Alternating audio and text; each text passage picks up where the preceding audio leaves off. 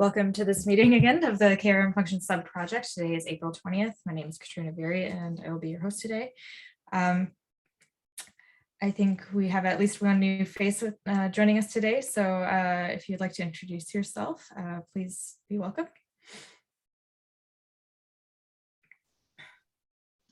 I guess that would be me. I was at the previous meeting before, so I might be a little duplicate here, but yeah, my name is Corey Jacobson. Happy to be here. Looking forward to SIG CLI and yeah, just trying to dive into everything and see where I can help here. Great, welcome. We have several topics today, so let's dive right in. The first one is that we are discussing potentially changing the time of this meeting because some of the folks who are interested in attending are not able to make this time slot. And I had posted a poll in the SIG CLI KRM Functions Slack channel.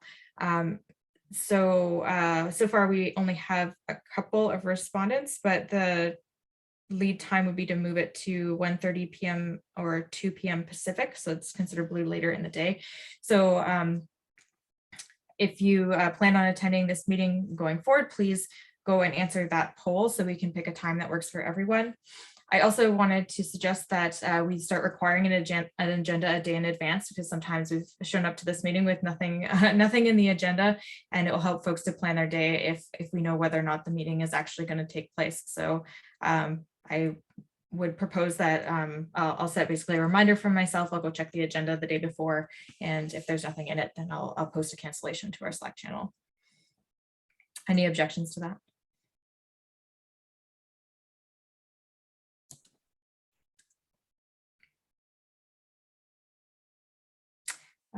Hearing none, that's what I'll do.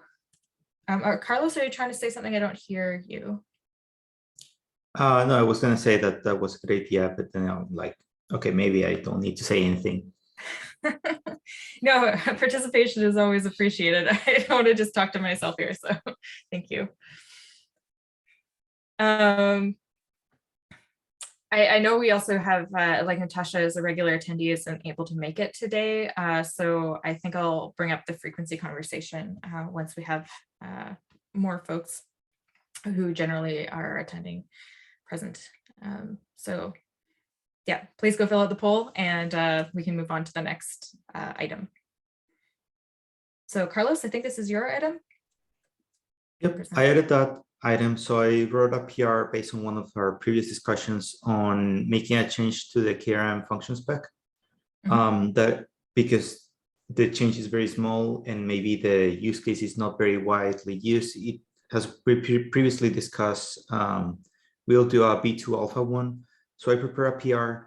There's just two things that I'm not really sure about, and they may affect the KRM function spec. So I wanted to mention them here. One is we could make an option to auto move from one version to the other, but I'm not sure if we want to go that route or the other one is just validate. So as if the version specified is 1, we can validate against the expected schema and throw an error whenever we're trying to process the data. The other that is a little bit more concerning probably for this change, and that it may affect whether it gets merged or not, is the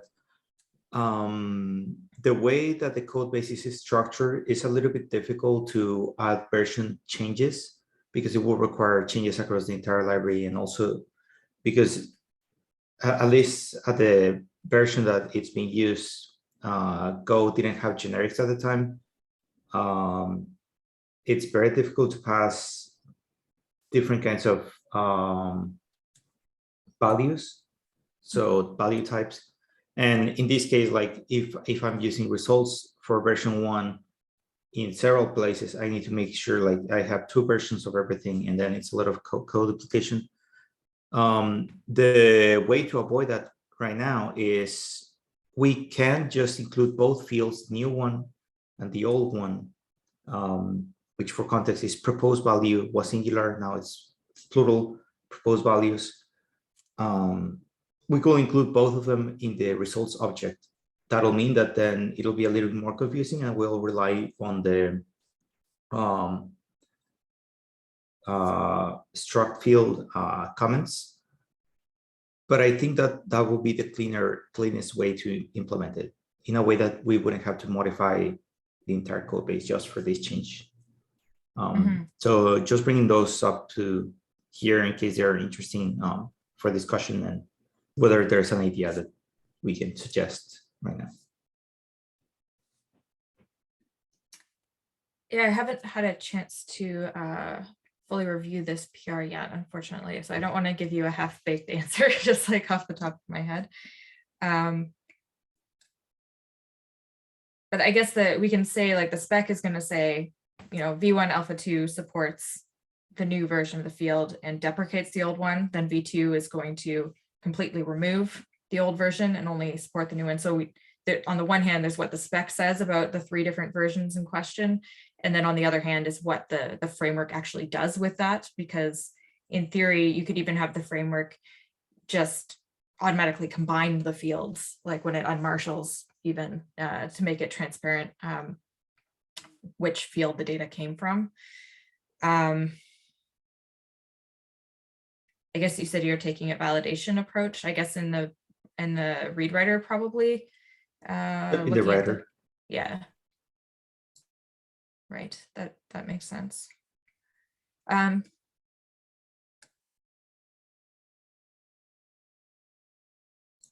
think the biggest thing is ideally we would like to have like 2 separate objects for the resource list or results based on the version. But then it's a little bit more difficult to pass those around. That's why we need both fields living on the results object, at least for now. Yeah, I don't think that's especially a problem. I don't want to do something to significantly complicate the code base unless it's necessary. Like what the upstream types do is have an internal version. And so you load the real versions that are consumer facing. And then you have a conversion stack that converts into the internal version, which supports all of them. So like if we went really crazy, that's what we would do, I guess. If with the validation approach, perhaps we could do something like have an internal type that's embedded in the strongly version types and have like each strongly version type have the validation on it for that type. So it'd be very similar to what you have right now, except that the validations wouldn't be in a row on the single type, they would be separated. That might be a nice intermediate option. As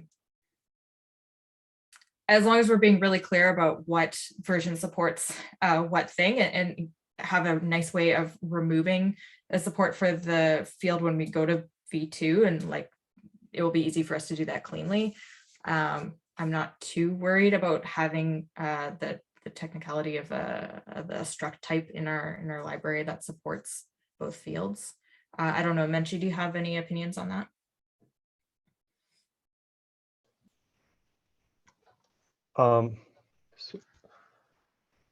So I think that's probably fine. So I missed the earlier part that Carlos said because there was I guess probably a network issue on my side. But from what I heard, it's we can have internal types which represent the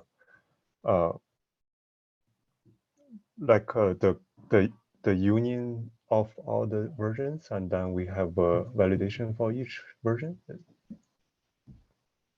Yep, I think that's pretty much it. I also thought it would be interesting to share like how it felt doing this PR, because Menchi said that there's probably going to be some V2 in the future based on some changes that Google wanted to do, and that this may inform what it means to make a V2. So also, yes, a good point to make. Yeah, I think what you propose makes sense, like having 2 fields in the internal types. Awesome, sounds great. All right, thanks, Carlos, for doing that work, and we'll make sure to review it soon.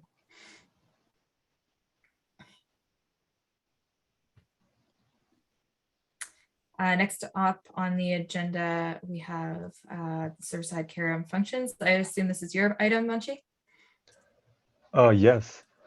So this, the link I provide here, so there are 3 links. So they are linked to different pieces in our POCs done in Google side. But I haven't got enough time to write a formal cap for this thing. I would expect that to be done by next meeting. So currently, I have this POC.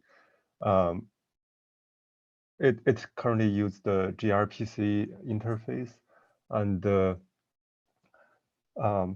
also it uses a wrapper server approach, which is a server standing in front of the real KRM function binaries. So how it works is that, so when it receives a request from the a user or whoever want to evaluate these KRM functions, and then it this wrapper server will invoke the actual the entry point of the original containers to evaluate the KRM functions. So this is the approach currently we take. So it works with I guess all the existing KRM functions. It uses a init container based approach, which in the init container phase, it copied the wrapper server inside the original KRM functions, and so that in this way, it's kind of an adapter, so all the existing containers, KRM functions can work. So I plan to write a formal proposal about proposing both a HTTP server interface and the gRPC server interface for the KRM function v2. So what currently you present is the one we are using. It's like pretty simple right now. And do you want me to show one of the other screens? So just let me know what you want to demo. Yeah, you can go to the other tab. This one, or yeah. So this one is the pod, which contains init container, which this init container just copy over the wrapper server binary from the init container into the real actual KRM function container. And then the entry point for the real KRM function container has been modified to invoke the wrapper server binary. Yeah. So this, I remember in our Slack chat, there is a, I think Nick is experimenting and also experimenting server-side KRM function, but their approach is extracting the binary from the OCI image, if I remember correctly. But that approach have some issues. We have also tried that. So if some functions have extra dependencies in the image, this approach, that approach doesn't work well. But that approach works when there's only one single binary to execute. There's no extra dependency. Yeah. And would you be Yes. able to support exec functions through this a similar approach where you, I guess, would just take that executable, the single executable, and copy it into your container from wherever the source is? Or are you not considering that at this time? Yeah. So this, yeah, that should work. So the for exact mode, so the wrapper server binaries can be used directly on the host alongside with the KRM exact function. So that's one approach. Another approach is we have the wrapper server containers, and then we copy the exact KRM function binary inside these containers. This should also work as long as the binary support the same architecture and OS. Right, so you basically need the catalog to make that work correctly, but in theory, it's feasible. The catalog, it lets you look up the correct architecture and download the binary accordingly. Not that it's implemented, but that's part of the design. Yeah, so that's where the using a containers have the advantage, because in the KRM function container and the wrapper server containers, we can build multi-architecture for it. So the Docker buildx can support that. And then when you fetch, when the container runtime try to fetch the container, it will fetch the matching one. And then when we copy over the binary from init container to the other containers, this should always work because they always have the matching architecture and OS. Mm-hmm. If I remember correctly, one of the reasons that for the exploration was the performance of local container-based functions. Are you seeing improvements with this approach? So this approach, the approach we took is evaluating the KRM functions in a pod, in a Kubernetes cluster. So the first time we bring up the container, it will take several minutes, not several seconds. Yeah, like if the image is already fetched, probably take like 3 to 5 seconds. And in the subsequent request, we can keep these containers alive. In that case, the execution time is usually below 1 second. Sometimes for some KRM functions runs fast, it only take about 150 milliseconds, which is pretty fast. So that's the optimizations we are using on the prototyping.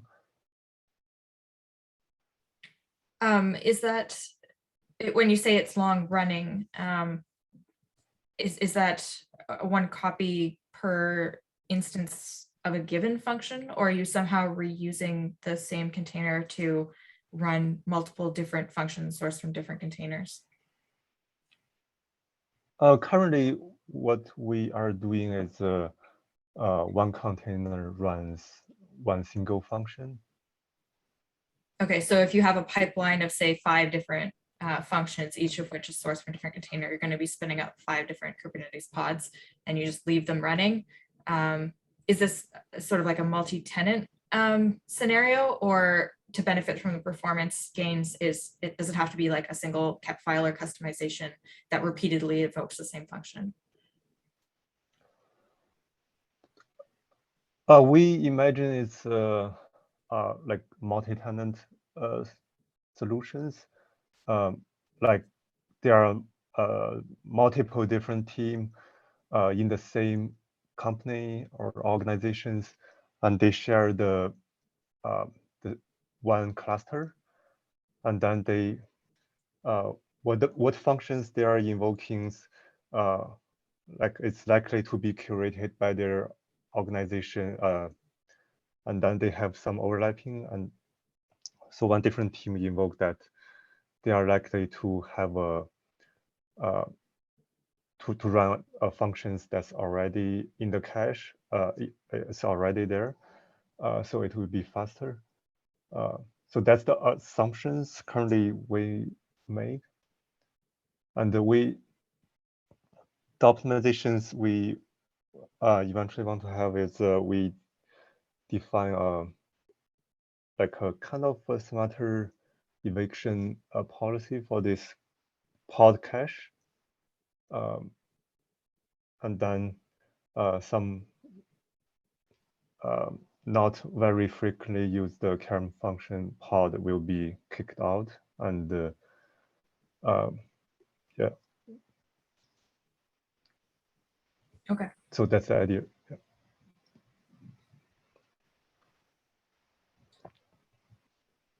Have you, I don't know if this is even a crazy idea or workable, but that introduces a remote dependency and like someone has to run that server, right? So there's a lot more moving parts, like in terms of the barrier to entry to use the KRM functions versus just, you know, having Docker installed on your laptop or even just having access to the binary.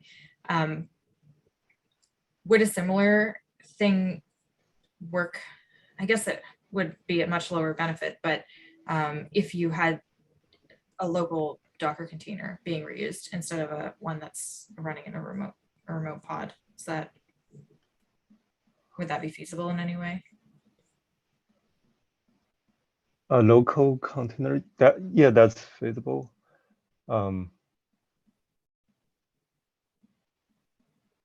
Yeah, that's feasible. But why? The reason why we are currently leaning towards running it in Kubernetes cluster is that running it locally means the user need to have a container runtime locally, either something like a Docker or Podman. Mm-hmm. If they are using Mac or Windows, and then if they want Docker, then they need to pay for the subscription. And yeah, that's why we are experimenting in the Linux-based approach than over the running it locally approach. I see. But that's feasible. I'm wondering, is this, when you make the KEP, will it be a PR against the customized repo that mainly focuses on the spec, or will it be like a KEP? I guess there's also a mini KEP process inside customized, but were you thinking more on that side of things or more of a full KEP on the enhancement side? Because I can see there's consequences for catalog and some of the initial, the existing proposals that we have open related to customize there. For example, like is this, we currently describe container functions and exec functions and Starlark functions, which are being deprecated. Is this a fourth one? And how do we present that in the context of catalog and in the context of customize and capture, like what are the user interfaces there and how do they differ from what we have today?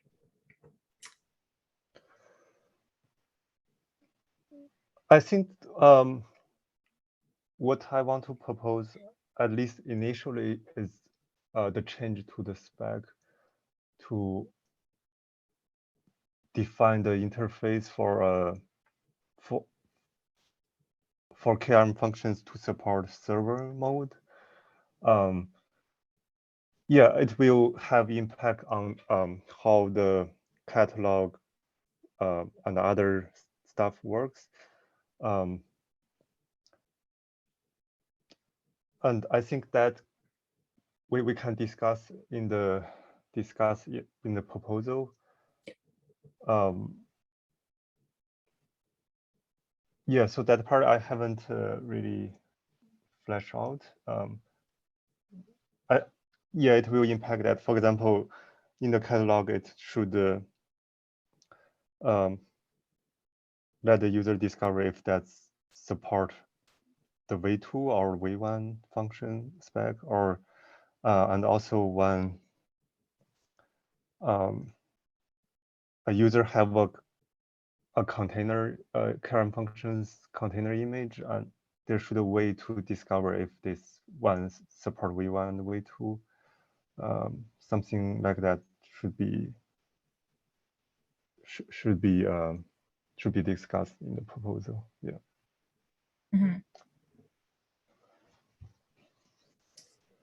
So you're thinking by the next meeting, that's something you would have available for discussion. The next meeting being the 4th of May. I assume it's 2 weeks away. Yeah, it is. I just wanted to point out that the meeting after that is very likely going to be canceled because it's in the middle of KubeCon. So it would be the 4th would be the next one, and then after that, likely the next would be the 1st of June.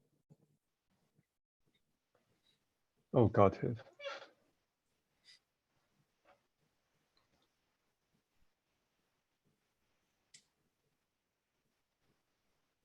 Yeah, this is very interesting. Thank you for sharing and for sharing these links so we can take a look at the preliminary stuff ahead of the proposal. On my side, the main concerns that I'm going to be very interested to look at the details of how they shake out is keeping this, we want the performance benefits. We want, to make this a platform friendly feature, but at the same time, like keeping the barrier to entry low and the sort of interchangeability of the functions high are priorities for me, because I think that's a big power of the function specification, that it's really simple to implement, and the ecosystem that we can build off of this, there's a lot of potential there around the fact that all you have to do is accept this input format and emit the same output format. So you have like a really nice Unix philosophy ecosystem that can build up around that and the various tools that support it.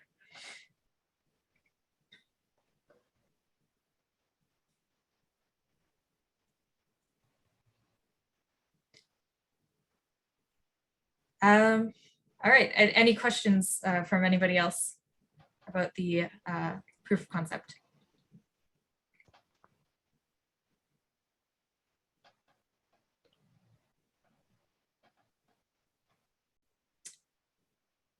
All right, so that was the last item on our agenda. Please add your name to the attendees if you haven't already. Is there anyone who wants to present a stand-up today? I have nothing personally.